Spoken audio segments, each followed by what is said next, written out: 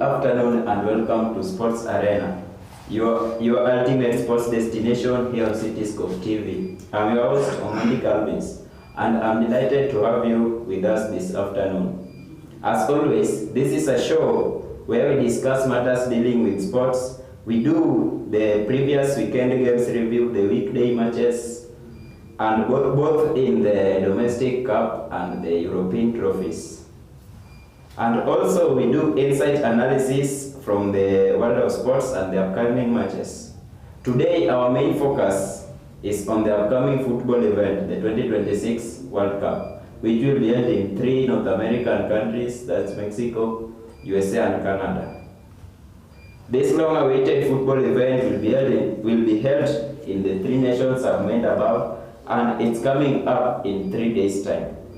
So with me today in the studio, I have some 3 gentlemen here. I'll let them introduce themselves so that we can continue. Okay, thank you. I go by the name Omodi Alphonse. Thank you very much. I'm glad to be here. My name is Arazara Sagai. And I am striker Edikaka, pale number 10. Gentlemen, thank you for joining us today. And welcome to Sports Arena. Stay with us as we kick off what promises to be an engaging and informative discussion here on Cityscope TV. So we are going to start, and today our main focus is going to be on the World Cup, as I have said some minutes ago. We know the World Cup is coming, it's just behind the corner, it's starting from next week, that's on Thursday. To mean we have like 6 days left before the World Cup begins. So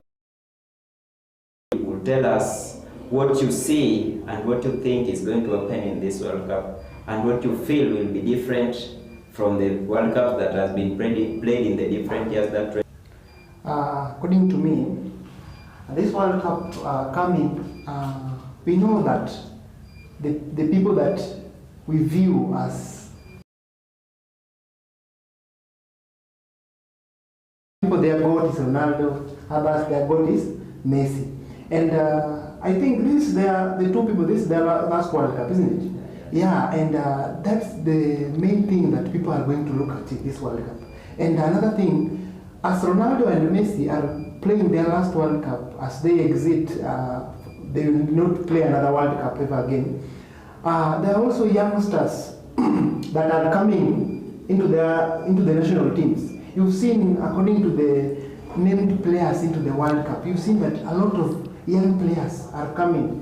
They are going to participate in the World Cup for the first time ever, as Ronaldo and Messi are playing their last World Cup ever. So that is a very big and great thing that people are viewing in this World Cup. Okay, I've heard you mention some big names like Cristiano Ronaldo, Lionel Messi. Don't forget that we also have someone like Neymar, who this might also be his final World Cup for Brazil. Yeah. He has played in 3 different World Cups, 2014, 2018, 2022. This goal has always been winning the World Cup for Brazil.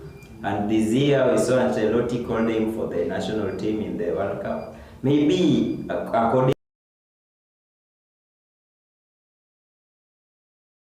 to he has never done in the previous 3 World Cups. Sincerely speaking, Neymar is a good player. We all know that. He has tried his best, and his best has not given him the best that he wanted. He wanted to lift the World Cup, but he has not. And if you look at the Brazilian team right now, I don't think if the dream of Neymar can come true, according to me. Right now, it's very hard, because the squad of Brazil, if I look at it right now, the in-depth or the midfielder that can supply the ball to Neymar, I don't see if Neymar can achieve his dream right now. Okay, we'll come back to that later. Maybe what you expect in this 2026 World Cup? As for me, what I can say about this 2026 World Cup, I think it's going to be a very interesting competition compared to others, because you see that when we hear that many of these players, some are exiting, but some new players are coming in. So people want to see the capability of these young players. How can they rise? You see, like England, I have seen many young players have been welcomed into the game.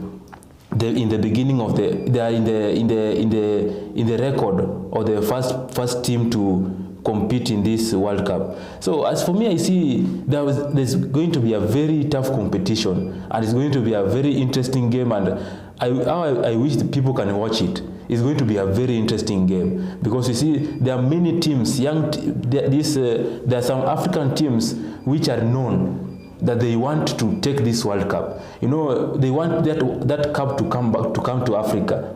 And when we want this cup to come to Africa, these people want to do their best. We have seen Morocco the previous time, they reached semi-final. That means that this time they are working towards getting to the finals. I know they are going to manage it. And I think if they work hard as they worked hard the previous year, they can achieve it. And I think this thing is going to be very interesting. It's going to be interesting, yeah. Okay, thank you for your views. Maybe what do you expect? I also expect much, as my colleagues have said, that the World Cup of 2026 is going to be that interesting. And the way that we've seen things, the rules that have been implemented, everything that is set there, the football now itself, how can I say it? The ball itself now, yeah, it's a modified one, and like I just love the game. Yeah, I love how things are being organized, how it's going to be played, places they have chosen to carry out this activity, and many more. I'm expecting a positive comeback from my lovely team, Portugal, and I'm hoping that this time around the GOAT himself is going to carry this thing. If I say the GOAT himself, I know I don't agree. many people tremble because they hear about the GOAT Ronaldo. Not to me. Yeah. You're very right, and indeed, we can say whatever the result, whatever the outcome, we'll accept it and we'll move on. Okay, so I'm coming back to you again, as I've heard you've talked about England and how they have selected their players, they have welcomed new names to their team, and also some of the standard players that we thought could make the squad. We saw Tuchel left them out of the squad, players like Palmer, Arnold, Morgan Gibbs-White. So maybe, according to you, what do you think would have been the reason as to why he chose not to call up players like Palmer, Alexander-Arnold, Gibbs-White? You know, when I can say what I can say about that team, why they didn't choose these other players, there must be a reason, because once you see that Cole Palmer has been doing well in Chelsea, yeah, he's doing well in Chelsea, and all these players are doing well. So it's alarming when these players are not welcome to the team, and they are the most people they are the most public figure who people are watching around this football. So I think England is just trying to come up with a new strategy to do this, because you know, once they see a player, because now look at, I can say that according to me, how Chelsea performed during this season, because I know how they do this, how they choose these players. They choose them according to how they perform in their teams. So when they see how these players are performing, I think Cole Palmer has not meant what they want from their players. I just think that Cole Palmer, according to them, the coach, he has not met what they want from him. Okay, talking about club performances, we also saw players like Phil Foden of Manchester City. He was also not selected.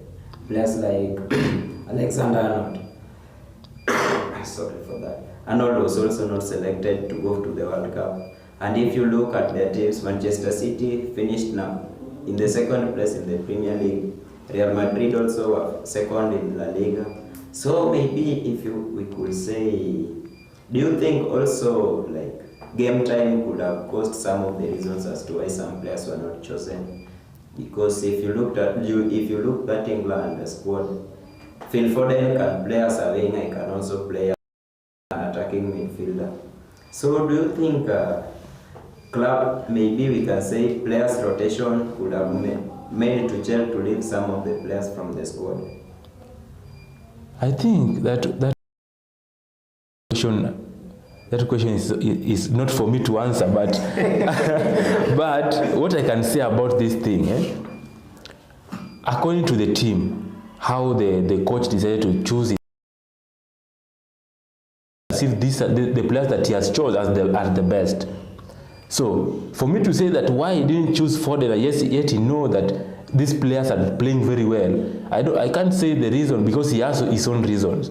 Yeah, maybe I can just put it that way. But what I know that once a coach has decided to use this particular team, I know he has seen them and he has confirmed that this team can take them up to final. But I don't think a team can risk. I don't think they can risk. So I'm just sure that they are going to do it. Okay. Yeah. Yes, I don't support England myself. I stand with Argentina, and I know that my team is going to take. But let me leave to my colleague here.